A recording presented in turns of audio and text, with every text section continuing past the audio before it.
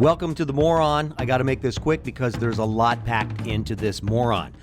I reconnect with the senator's daughter, who is a sophomore in college. We check the status on her tattoo situation and how that went over the holidays. Her dad was not thrilled about it. Then I ask her about the Superbowl halftime show, which she did not watch, nor could she care less about. But I wanted her input from a feminist, woman's standpoint on the sex that was being sold as art. I can't believe this, and I've never said this before, but I agree with Dee Snider. Who's Dee Snider? Come on, I'm surprised at you. No, Dee Snider is not the congresswoman from South Dakota. He is the lead singer for Twisted Sister.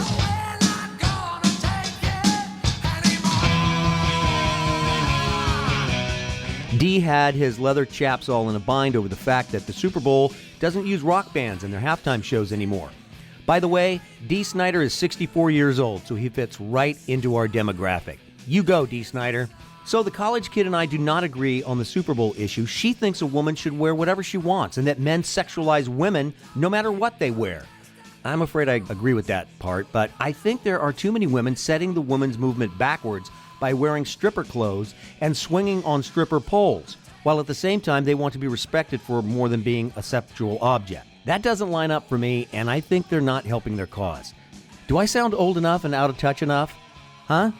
Speak up, I can't hear you. My favorite part of the episode is when the college kid tells me about her art history class, and we talk specifically about the Venus of Urbino by Tiziano Vicelli, or just Titian. And I just want to point out to you, what other podcast can you listen to that discusses Renaissance painter Titian and Dee Snider from Twisted Sister in the same episode? That's right, the Modern Moron, that's who. One-stop shop, baby.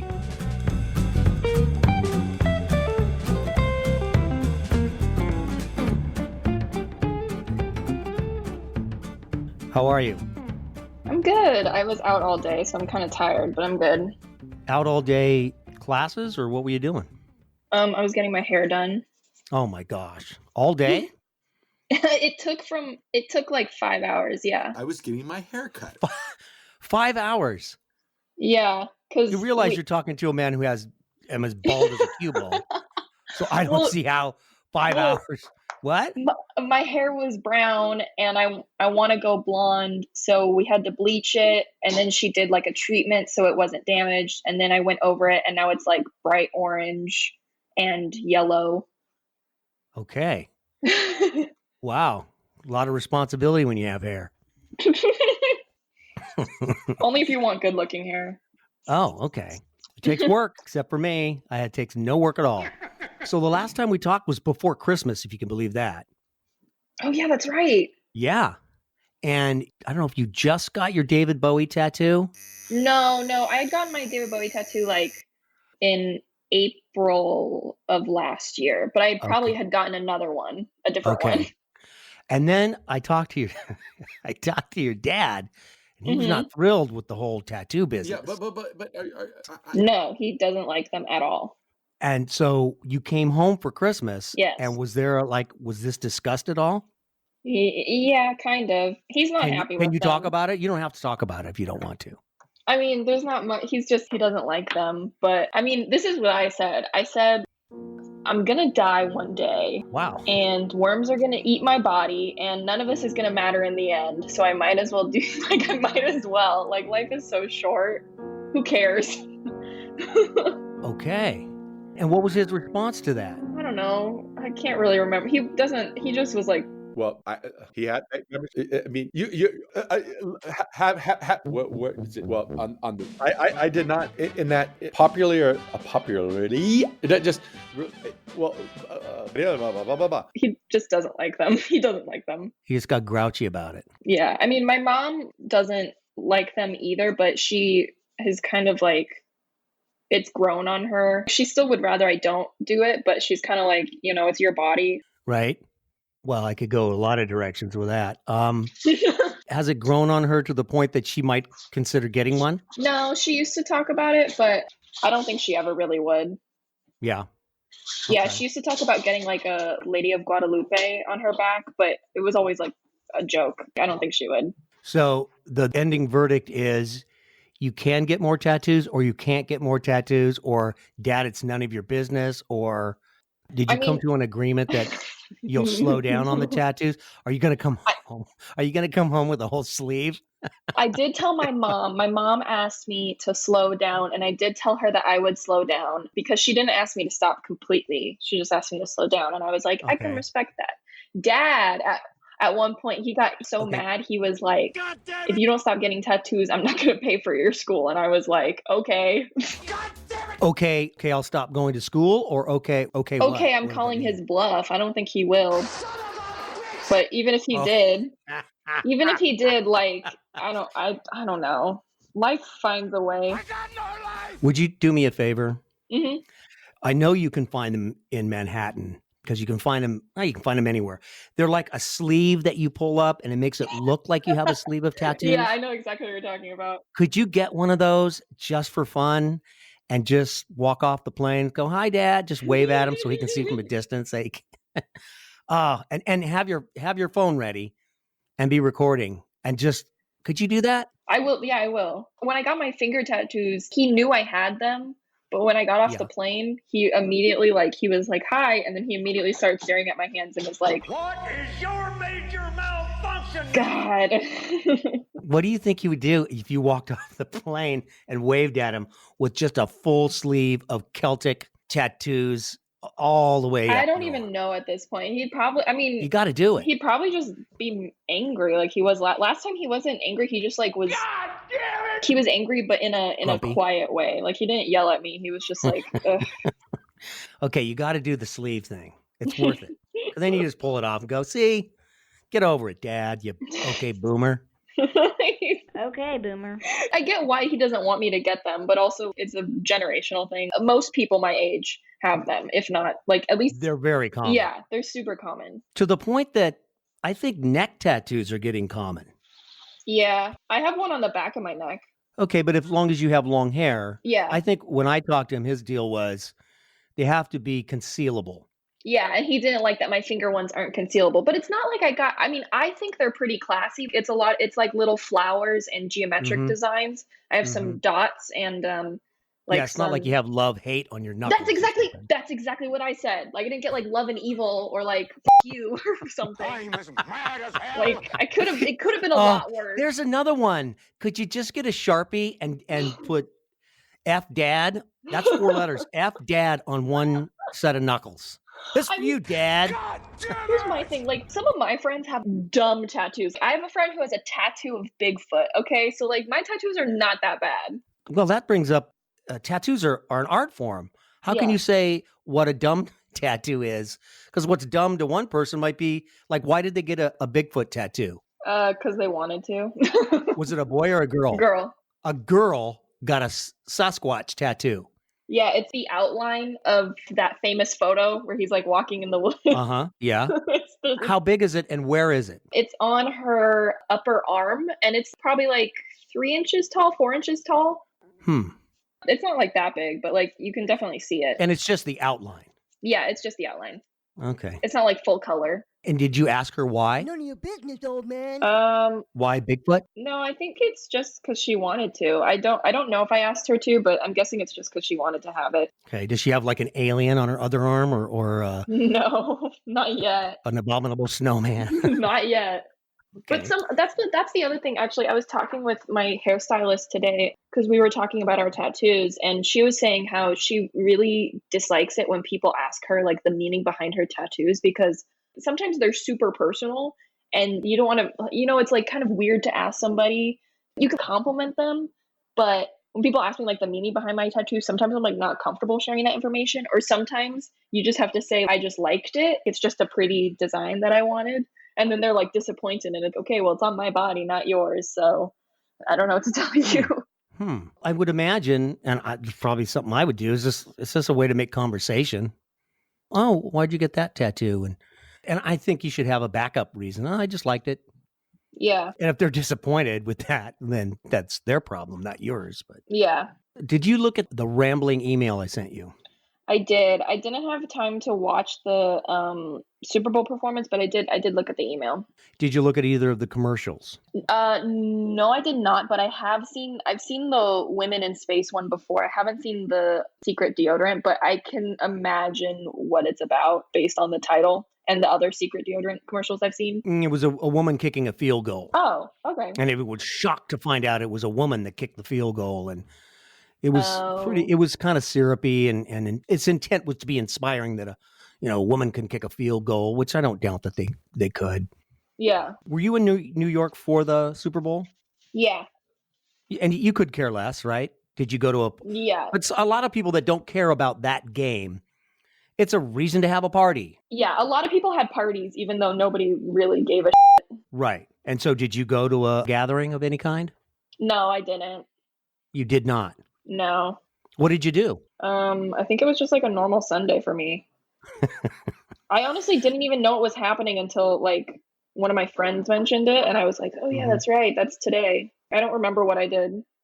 I kind of wanted a woman's perspective on, because there was a lot of hubbub about the halftime performance between Shakira and J-Lo, neither of which are your generation, I guess. I don't know. They're all not my generation. That's all I know. Yeah, I mean, I know like some of their music, but not a ton. My overall take was, here these two commercials were in the first half about women's empowerment, one about women being astronauts, and it was tongue-in-cheek. It had humor to it as well. And then the other was the kind of cheesy, syrupy one about women kicking field goals, and they can be in the NFL, and as long as they use secret deodorant, apparently.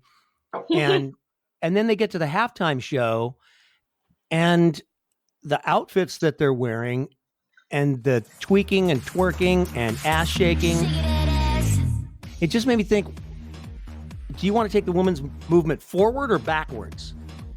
It left me kind of speechless. Like, you really want to do that while Harvey Weinstein is being charged with rape, and there's the hashtag Me Too movement, and yet you're thrusting your pelvis, which I don't know if you know this or not, contains your vagina, at the camera. They're bending over, sticking their ass at the camera. J-Lo at one point was literally on a stripper pole in a unitard. For me, the feminist movement has always been that it's supposed to be that women should be able to do whatever they want. I mean, in terms of expressing themselves. If a woman wants to be a working mom, that's good. If a woman wants to be a stay-at-home mom, that's good. If women want to cover their hair and dress very modestly, that's cool. If women want to wear like booty shorts and a tube top, like that's their choice. I mean, in my opinion anyway. Right. I don't think it should really matter. My point is, I guess, is if you want to say, look, man that's aggressive and looking at me as a sexual object, you keep your hands off of me. Even though I can dress any way I want. That's true. You can dress any way you want. But you know what? When you dress like Shakira and shake your ass or whatever you're doing, that was clearly pushing your sexuality, you have drawn attention to yourself as a sexual object.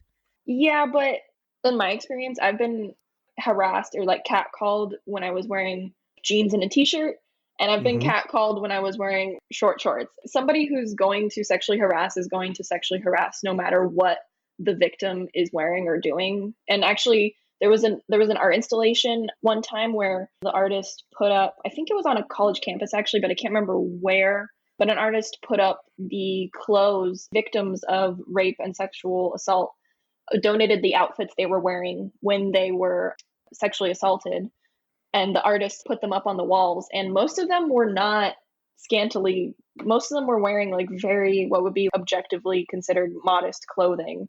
So at the end of the day, nobody's asking for that kind of attention no matter what they're wearing. And when somebody's going to commit that kind of heinous crime, it's going to happen.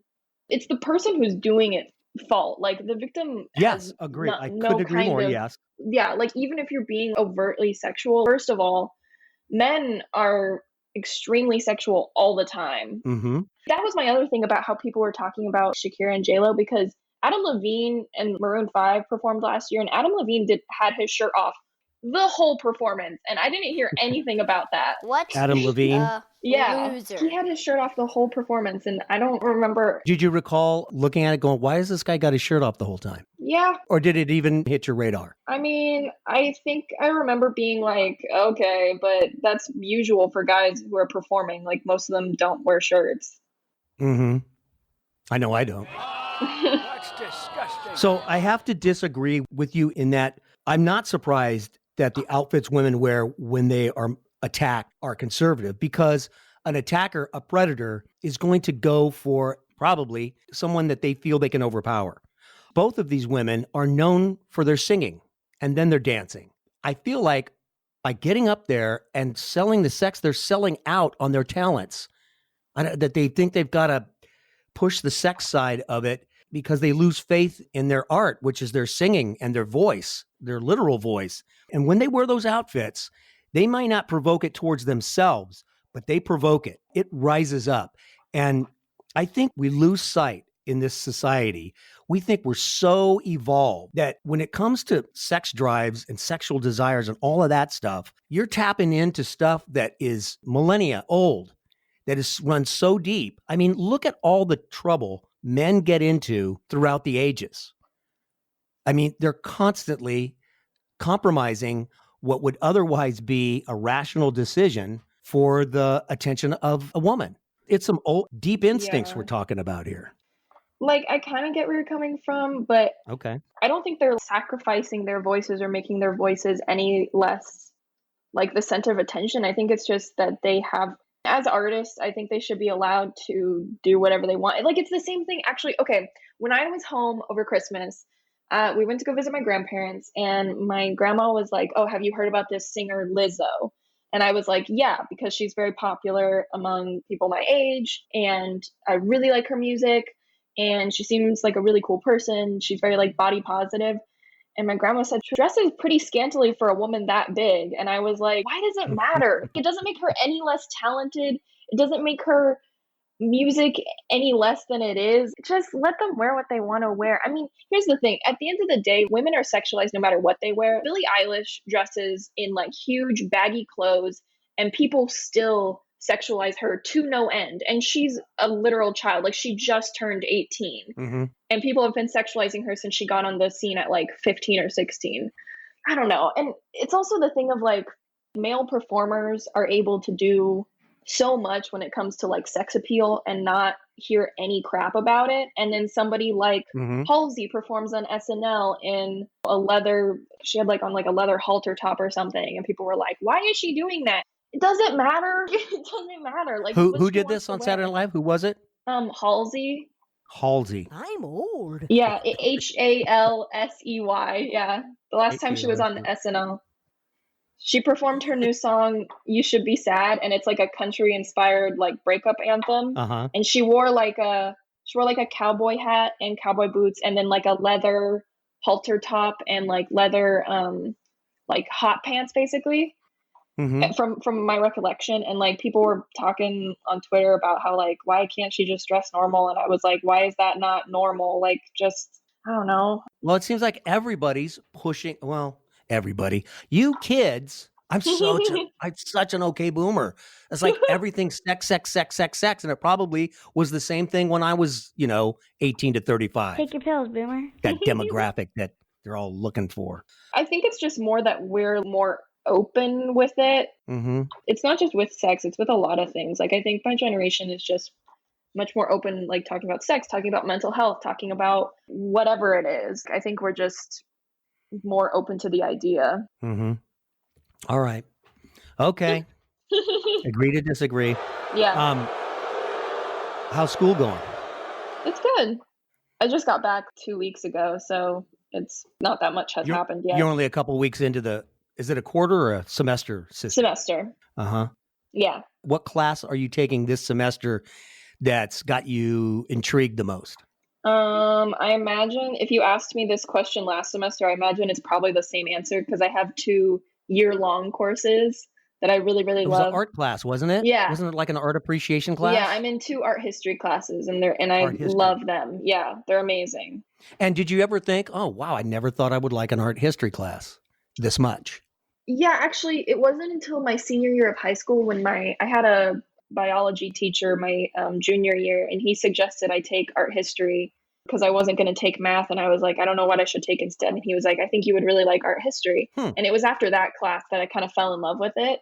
So I'm not surprised anymore. Honestly, I love all art history courses I've taken. They're all amazing. This year especially, Cool. I'm over the moon about my courses. We just had this really interesting discussion in one of my classes about this painting called The Venus of Urbino. And it's this nude painting. And the nude in art history has a lot of debate around it, especially in terms of It's called the Venus of what? Urbino. It's Urbino, Urbino. Okay. If you look it up, it's like a really famous painting. It's interesting because it was talking a lot about the male gaze versus the female gaze, and how just because a painting is nude doesn't necessarily mean that it is for the male gaze. In this case, it was a marriage portrait, and it was for the male gaze, but it was for her gaze as well. It was for this couple, and it was for the woman and the man, like kind of symbolic. And when you say her gaze, you mean sort of the expression on her face? No, like when you talk about the male gaze, it's for male consumption, presenting women for male consumption. Oh, okay. And so this painting was for male consumption? Well, that's what the whole debate is about. And we kind of were talking about how I don't think it necessarily is when you really look at it, because it's a marriage portrait kind of thing, and it shows the wife of the man who commissioned it. And she's the nude? Yes, yeah. And I noticed, I don't know why, but there's this little dog curled up on the bed. Yeah, that's a symbol of fidelity. Oh, it is? Oh, Yeah. okay. Yes. And what has she got in her hand? Some flowers? Yep. Yeah, roses. Oh, okay. And Yeah, then what's and then- going on? And then in the background, Yes. that's kind of two, odd. It's two maids, and they're putting her clothes into these wedding chests. In Italy, they had this tradition where the woman kind of throughout her life would have this chest, and she would put clothes into it. And then when she got married, she would take that with her when she moved into her husband's place. That's the precursor to the hope chest type of thing? Yes, exactly. Yeah, it's like Okay. a hope chest. Yeah, it's an Italian. Yeah, it's called a cassone, I think. Mm-hmm. Yeah, so that's how we know it's a marriage portrait. And it's also important to note the facial expression that she has. Like, she's making direct eye contact with the audience, whereas a lot of other nudes would have the central figure kind of looking off to the side, not making eye contact, covering themselves As up. if she was not aware that people are looking at her nakedness. Or that she was kind of shy about it. Oh, okay. This Venus is very confident and kind of inviting. Like, she's supposed to be looking at her husband, Right. who she's looking at him very lovingly. And in the Renaissance, when it was painted, actually, they believed that images kind of were like windows, so that they had this, they would have believed that when the husband was looking at it, it was like he was actually looking at his wife and she was actually looking at him. And the history of this painting is that he painted his wife. He got it commissioned. What does he do with it? Is he hanging in his living room? Hey, there's my naked wife. No, it would have been in their bedroom probably. Oh, okay. And it's not his actual wife. They would use a body double. Really? At that time, it was not considered proper for a well-to-do woman to pose nude for an artist. Yeah, baby. That makes sense. Yeah. So a body double would lay in and he'd paint the body, and then she would come in and lay down, and he would just do the facial features and the hair and all that. Yeah. In that case, I think that's how it was done in terms of the facial expression. But in some cases, they would just paint the body double in general, and they wouldn't even apply like the facial, because it's not really, in some cases, it wasn't really about like who it was, more like the idea behind it. But in this case, it was about who it was and the idea behind it. It's very much like a celebration of love. And then also the idea of, there's a lot of like things in it that are supposed to represent conception, because the whole point of marriage back then was just to have kids. Right. Like the fact that she's lying on her right side. Physicians at that time believed that if you lay on your right side after you had sex, you were more likely to conceive. So there's like a whole bunch of different things in there that are like pointing to these Renaissance beliefs and ideas. Wow, I learned a lot. And I learned not to be so sexist and care about what women wear when they're performing. He said sarcastically.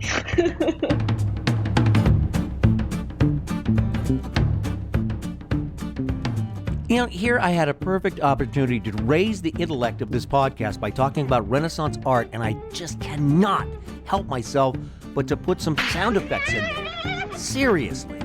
Regarding the Super Bowl halftime show, There are other ways to express yourself artistically.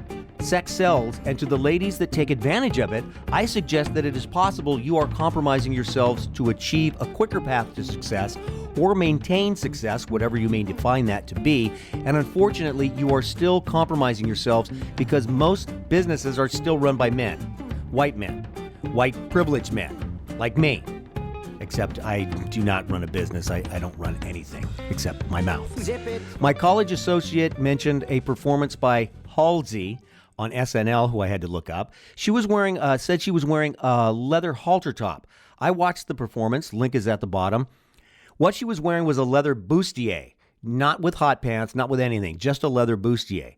Making a choice to wear a leather bustier while slowly riding a mechanical bull and calling it artistic is flat out bullshit of the highest order. By the way, that shtick belongs to Deborah Winger, an urban cowboy from 1980. Yeah, that was 40 years ago. So, unfortunately, you have to be on the ready, ladies. Your talents has to outshine your sexuality a bit more than the female next to you that is more willing to compromise herself than you are. You don't know It's me. a sad reality for today, but it's changing and hopefully will continue to change. It makes me think again of a quote I heard from MIT professor and economist Rudiger Dornbusch. How about that name? He said, in economics, things take longer to happen than you think they will, and then they happen faster than you thought they could. That's it for this moron. We'll see you next week.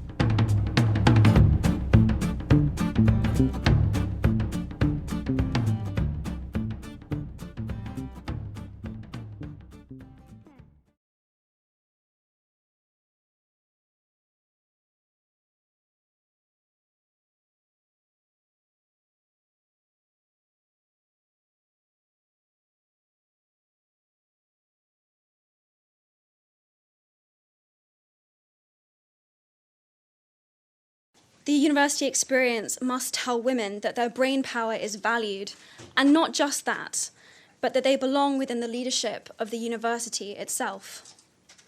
And so importantly right now, the experience must make it clear that the safety of women, minorities, and anyone who may be vulnerable is a right and not a privilege. A right that will be respected by a community that believes and supports survivors, and that recognizes that when one person's safety is violated, everyone feels their own safety is violated.